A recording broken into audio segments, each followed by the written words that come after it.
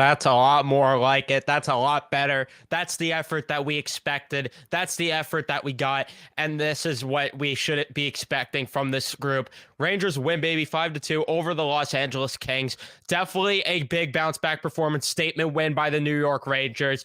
They played shorthanded today. There was a lot of different circumstances that went into this game, and it was just absolutely a mess for this game to be played. The Rangers end up going into the game with less defensemen, less forwards, because they had to sit Schneider and not Harper. I almost said Harper. Schneider and Carpenter for the game. And then they also had Keandre Miller spitting in Drew Doughty's face. And then all of a sudden you're down the 4 defensemen, and it just gets absolutely complicated at that point. But the Rangers find a way, still given the circumstances, to win this game. And I'm very proud of them for winning this game. And to play a game like that against a team like the Los Angeles Kings, who are no slouch, I'm very impressed. Very impressed with the way that they played this game. The offense showed up more. The forecheck, which didn't look aggressive for the past few days, looked a lot better, right? We're seeing them get through the neutral zone, and we're seeing them break through. Los Angeles was trying to trap. That did nothing for them. And then you're seeing the Rangers do it defensively as well. There was a couple of times where there were some odd man rushes, but the Rangers, for the most part, still played a very solid defensive game. And they just went in there and took care of business. And that's all you could ask for. And that's what we needed at this point. The 2 points were huge. And hopefully they'll get right back on track after this one, because hopefully we're done dealing with these type of circumstances starting Wednesday, which we'll talk obviously more about that later on in the episode. But before we jump further into everything, be sure to leave a like on the video if you do enjoy. Subscribe if you guys are new, especially if you're Ranger fans, and turn on your notifications so you know when I upload a video next or go live, which is what we are doing right now. We are live streaming for the game recap. And if you're watching on replay, I appreciate all of you watching on replay as well.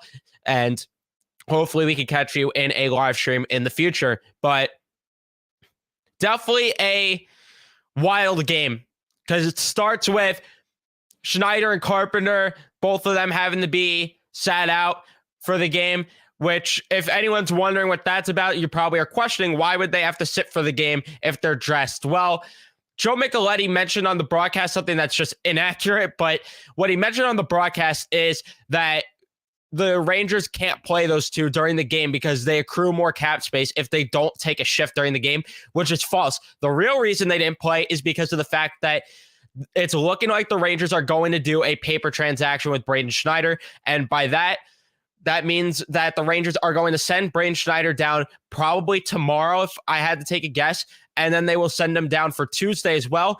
But we don't have to worry. He's not going to miss a game because he will be back up on Wednesday, and then they will just send Carpenter down. The reason that they didn't play today is because of the fact that they cannot be sent down if they're injured. So the Rangers wanted to protect the two of them from getting injured. But the Rangers, why did they even have Carpenter play in the first place, you might be wondering, and why Schneider even dressed today?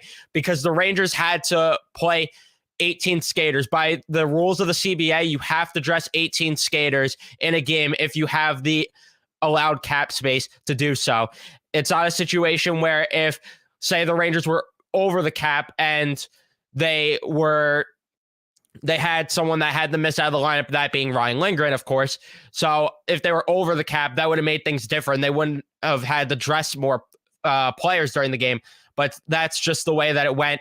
And I thought that was going to make things very tricky for this team, and I thought that it was going to be very complicated for the team tonight. But, man, did they play a great game. They played one of their most complete games of the season, and it's impressive to do so with 4 defensemen pretty much the entire game because, like I said, Keandre Miller gets kicked out of this one early. And then the forward group, very impressive. Starts off, and the special teams got a lot of looks today. Starts off early as Durzi went off for a tripping penalty. Mika got a chance on that one that got blocked. That's really the only opportunity that came of that power play, and the penalty got killed off. Rangers, though, would make it 1-0 in the first period as Lafreniere gets a pass from Phil Peetle down low. He passes it over to Kakko, and then it goes back to Laffy. Laffy shoots it, and it bounces in off. I forgot who it bounced in off, but they get a lucky bounce there, and that makes it a 1-0 game early. And then you have the scrum there in the first period where Keandre Miller spits in Drew Doughty's face, and I don't understand what was going through his head when he did it. I think it's just stupid, and he shouldn't have done that. And it's just a dirty play of him, if I'm being quite honest. I don't think that it's good at all, but it ended up happening, and Keandre Miller gets a 5-minute major for it. Those are the rules, and it is what it is. It was a blatant spit, and which is just so weird to say, but it was just blatant if you look at the replay. So it is what it is, and we're probably looking at a fine for Keandre Miller, hopefully not a suspension, because if we're looking at a suspension, that complicates things a lot more with this Kane trade. But Kempe then gets an opportunity. He hits the crossbar. Igor makes a huge stop then on Kempe. I think this was the diving save there. And the first period comes to a close, and the Rangers played a pretty solid period, in my opinion. Shots were 8-3 in favor of the Kings, but it didn't feel that way. I thought the Rangers generated some decent opportunities in that first period, and I thought that they shut down the Kings pretty well. The shots didn't really tell the story, in my opinion, for that one. Second period comes along, and the Rangers finish killing off the 5-minute major, and they gain momentum big time from that one as they go up 2-0 as Mika Zibanejad passes it over to Trocheck, who goes for the pass, but it goes off of Roy and in. That makes it a 2-0 game. Then not too long after that, it became a 3-0 game as Trocheck breaks through the neutral zone, fires one on goal, and it goes into the back of the net. That makes it a 3-0 game. Igor then made a big couple stops there, had a nice little sequence there. Hedel then got denied for an opportunity. Mikkola takes a penalty, which is starting to become a theme, which is annoying, but still, regardless, we'll talk more about Mikkola later, who actually had a very solid game. Mika then blocked the shot, and he got helped off the ice. Everyone's panicking on Twitter. Everyone's saying, oh my God, he's going to be done. What are we going to do? Relax. We've seen guys block shots in this league. I wasn't worried at all when he blocked that shot. Honestly, even when he left the ice, I thought, okay, he blocked the shot. It stings. He'll be back out there for the third. And if he wasn't back out there for the third, that's when, concerns come in and we could get a little bit worried. But he came back out there for the third and was a dog there. So didn't have to worry about it. But the Rangers would, unfortunately, allow a goal towards the end of the period as Arvidsson knocks in a shot off the crossbar, and it somehow went in and was somehow not a high stick at all for whatever reason. But that made it a 3-1 game. And I thought still that was a very solid period for the Rangers. Shots were 11-10 in favor of the Rangers in that period. Third period comes along, and the Rangers unfortunately allow an early goal as Trouba jumps too far up the rush, and an odd man rush comes the other way, and Roy snipes one past Igor Shesterkin. That makes it a 3-2 game. But Panarin would not take long to respond as he gets a cross-ice pass from Vinny Trocheck. Doesn't score, but he gets the rebound opportunity and then buries that one. And then Edler would go off for a holding penalty, or a hooking penalty, rather, excuse me.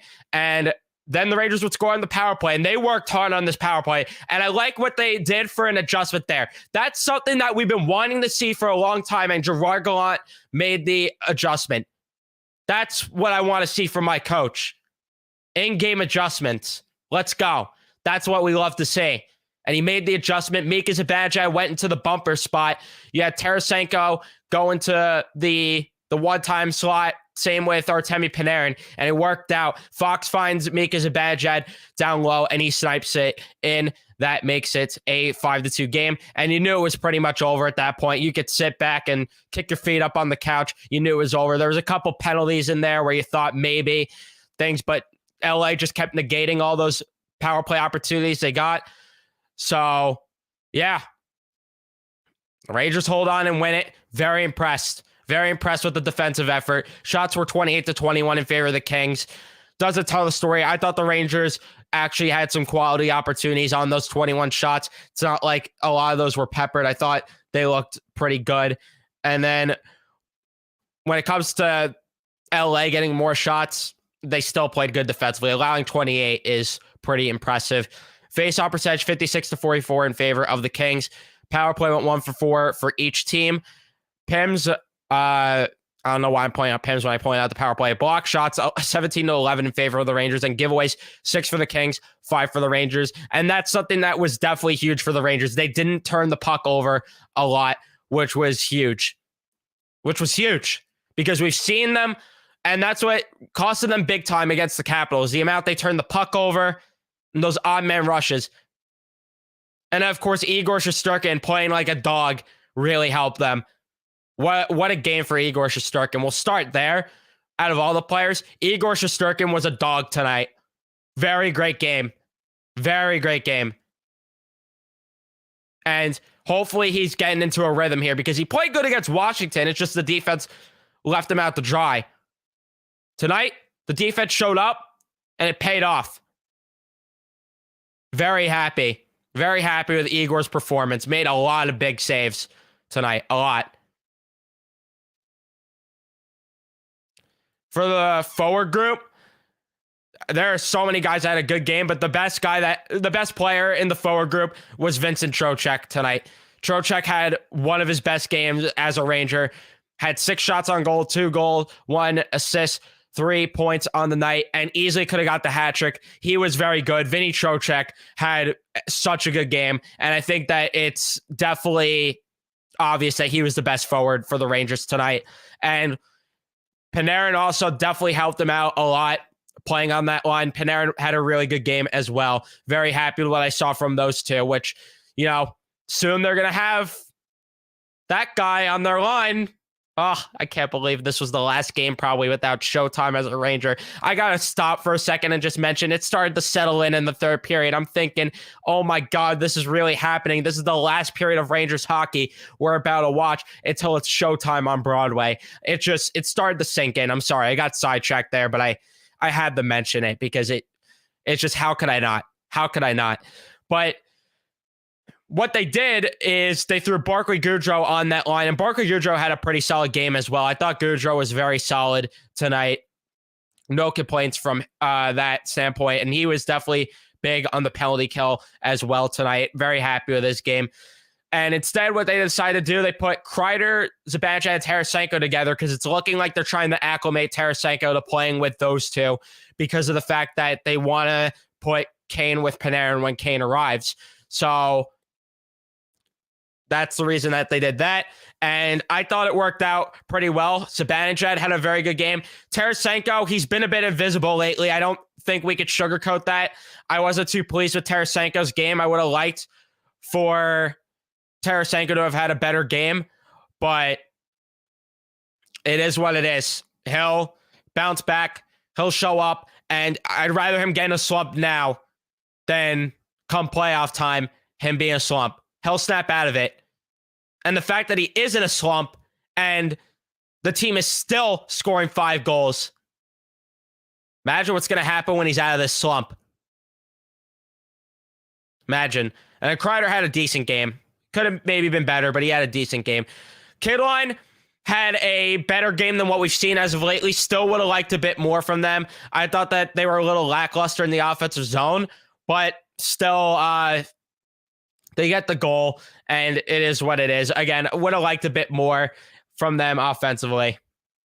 That's just me. But for the last two, Mott and VC, since they were the 2 extra forwards, and then they were rotating with that last spot there, I thought both of them played pretty solid games. They didn't really do anything eye-popping, but there's a nice little defensive play that Tyler Mott made in the first period. Nice little shoulder check, which generated an opportunity for the Rangers.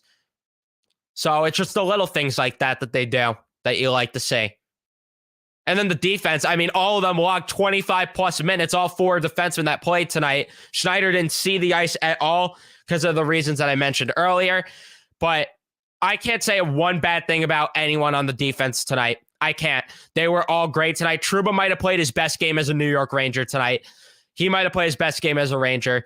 And I know that we've said that a couple of times this year, which is good because we're starting to see him actually get back on track because it looked rough for him at the beginning of the year. But lately we've been able to compliment him, and he looked very good. He looked very good. Harper also played a great game beside him. I was very pleased with what I saw from Ben Harper tonight, and he logged 28 minutes. Very pleased with that defensive pair. And then Fox with 2 points on the night had a big game as well. Mikkola had a big game. I'm very happy with what I saw from the entire defensive unit. Very happy. And that is exactly what we want to see going forward from the defensive core. That's exactly what we want to see. Didn't take too many chances offensively, especially when they took that lead. Outside of Trouba jumping up on the rush there, I thought that was really the one mistake that the defense made all game. Outside of that, I thought they were pretty solid pretty much the rest of the game. So that's really all I got to say when it comes to the game, which now we'll get to people in chat. I'm not going to stay live for too long, but let's see what the people have to say here in the chat. But man, I cannot wait for Patrick Kane to be here come Wednesday. It's really settling in, which is unreal. But I do want to check Twitter as well as I'm sorry, I'm getting sidetracked here. But yeah, there's not really anything going on Twitter. So yeah, outside of the Timo Meyer trade, it's looking like is getting delayed there. So good news for us Ranger fans in case another team decides to swoop in, which we would celebrate, of course, if that happened. But I'm not going to worry right now about the New Jersey Devils. So yeah, that's a conversation for another time. But I just want to know right now where the people that thought the sky was falling are at right now after that game. Would love to know where those people are at because they played a great game. So for why Schneider didn't play tonight, it's because of the fact that they didn't want to risk him getting injured because they're going to have to do a paper transaction to send him down for Monday and Tuesday. But they'll call him back up for Wednesday's game. It's just to accrue cap space. That's all it is. I don't know what's going to happen with Miller, Luca. I have no idea if he's going to get suspended or not. We'll have to wait and see.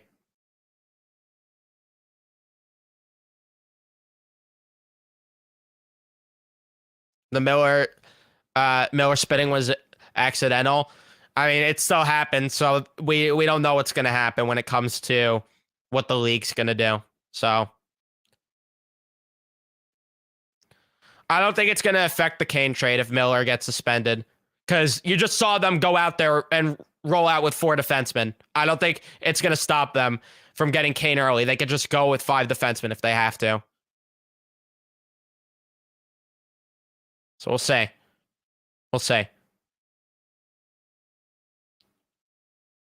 People giving way too easy after a couple losses. It's quite pathetic. Yeah, because it's mind-boggling to me. Because as long as the team gets hot going into the playoffs, who cares? Who cares?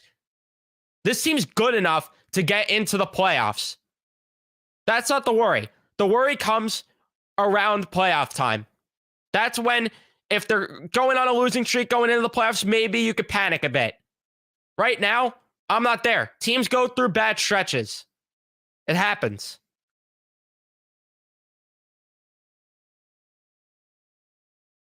Yes, I think Kane will play on Wednesday. That's what I think. But again, we have to wait and see.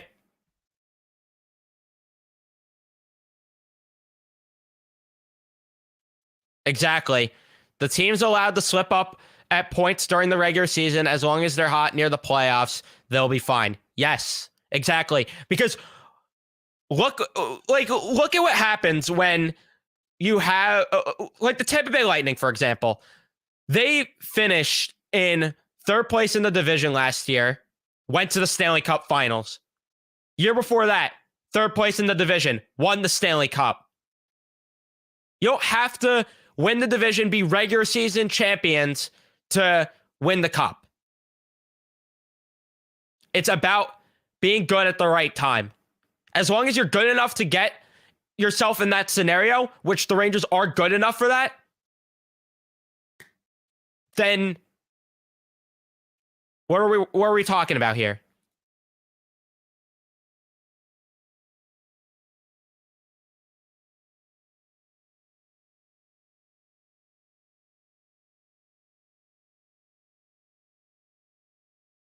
The losses were uninspired play. The team looked like they didn't care to be playing. Maybe it was too much Kane on the mind. I'm not 100% sure on that, but again, I don't like that excuse. I don't like to make excuses for losses like that because at the end of the day, you're going out there. It's your job as professional athletes to play the game and to work your hardest. You can't let outside noise distract you, no matter the circumstances. So I don't like that excuse, but I think it's just a rough stretch. They were just on a heater. It happens. The New Jersey Devils, after they won, 14 straight games early in the year, they went on a little bit of a skid after that. It's going to happen. It's going to happen.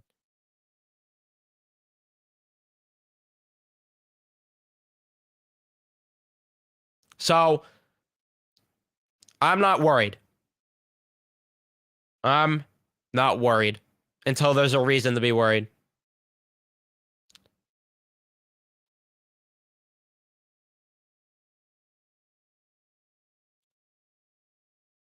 There's never excuses. You get paid big money to play your best every night. Exactly, Trey. Exactly. Spot on. And yeah, this is a good question. What is a high sticking? What is a kicking motion? What is what's goalie interference? I don't know. Nobody has the answer. It's just this league is stupid. We can't have just clear cut, dry answers at all. It's mind-blowing stuff. No, David, they didn't. The whole reason that they didn't want Carpenter to play is because of and Schneider to play. Is because they're going to do paper transactions to send them down, which means that I'll explain it again. They're doing paper transactions, which means that Schneider's going to be sent down on Monday and Tuesday to Hartford, but he's not actually going to play for Hartford, and he's not actually being sent down to play games for them. He's being sent down because that will give them the crew cap space that they need to, and he could come back up on Wednesday to play the game, and then they'll send Carpenter down on Wednesday, and they'll have enough cap space to have Patrick Kane by Wednesday. Them playing had nothing to do with anything. The only reason that they didn't play is because they wanted to protect them from injuries because of the fact that you can't send players down if they get injured.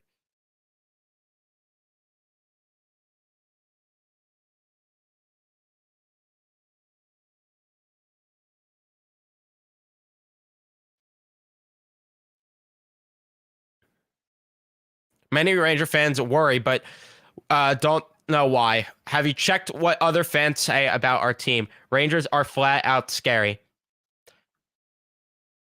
It's mind-blowing to me that people still are trying to make excuses for this team not being a legit threat in the East.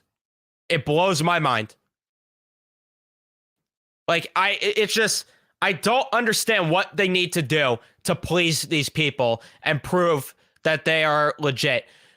Unless they go 82-0, I don't think anyone's going to be satisfied with this team and say that they're legit. Because what do they need to do? To me, you look at the top teams in the East, they're right there with them.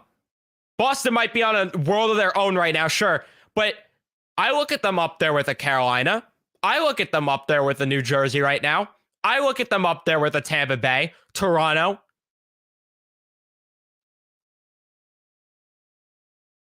If we were talking about the Washington Capitals here, then yeah, I'd be concerned as a Caps fan if I was an Islanders fan, because the level of teams above are just clear-cut better.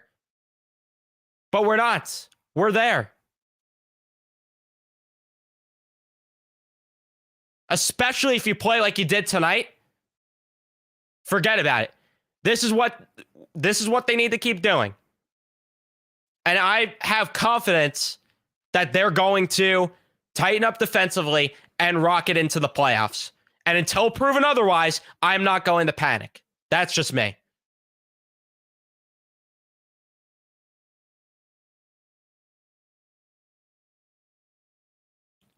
Exactly. 82-0 and then 16-0 in the playoffs. Otherwise, they're a bust. Yeah.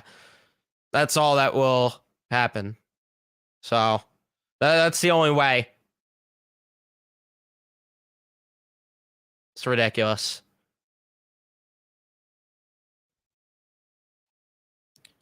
Yeah, our top 9 is disgusting for sure.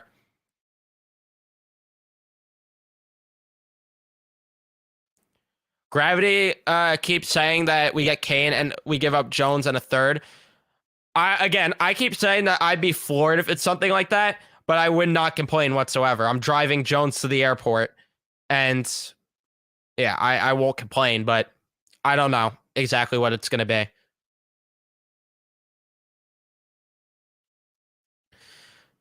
Only team I'm worried about is Boston. Everyone else I feel we could beat. And even with Boston, I'm not going to say that necessarily this is going to happen, but there is a chance that look at what happened with the Lightning when they won the President's Trophy and they were done with their business early. Look at what happened with the Florida Panthers when they won the President's Trophy. Everyone was like, oh, it's a no-brainer that this team's going to make a deep run. I know that might be different circumstances with the way that the Panthers play compared to the Bruins, but all it could take is the Bruins to reach a rough stretch come playoff time. Not necessarily saying it's a guarantee to happen, but you never know. You never know.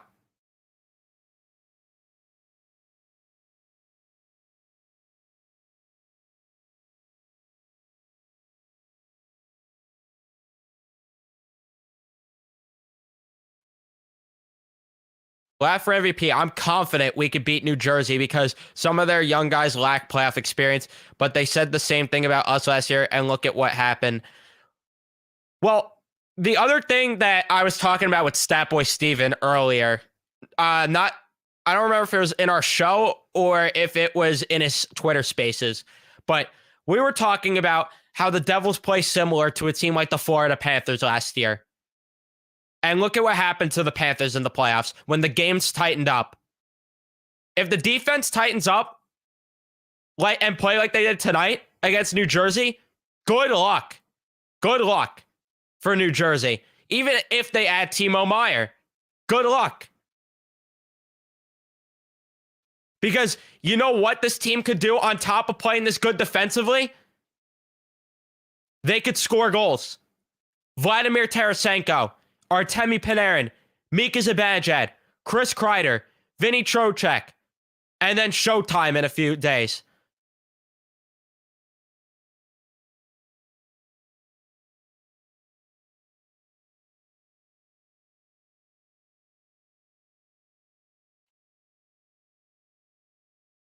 So, that's all I have to say on that front. Just checking if anything's happening on Twitter while I continue to talk here, but yeah, it's looking like it's a pretty big haul for this Meier trade. It's looking like, according to Dave Pagnotta, it's looking like Muka Madulin, Zetterlund, Johansson, and some other prospect that I'm not even going to try to pronounce the name, and a first round pick. Interesting. But I might wrap this up and go do a separate live stream because I don't want the reaction video to be too long.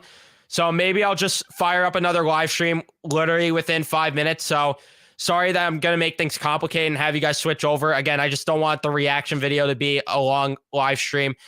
And yeah, because I do want to keep talking to you guys and answer some questions. So I'll be back with another live stream within 5 to 10 minutes. So be on the lookout there. But for people watching the reaction video on replay, or if you're watching live, either way, remember to leave a like if you did enjoy. Helps out the channel a ton. I would appreciate it. Subscribe if you guys are new.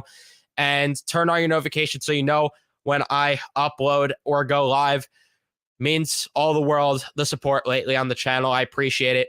But I will see you guys in 5 minutes. But for people watching on replay, I'll see you in the next one. Let's go, Rangers.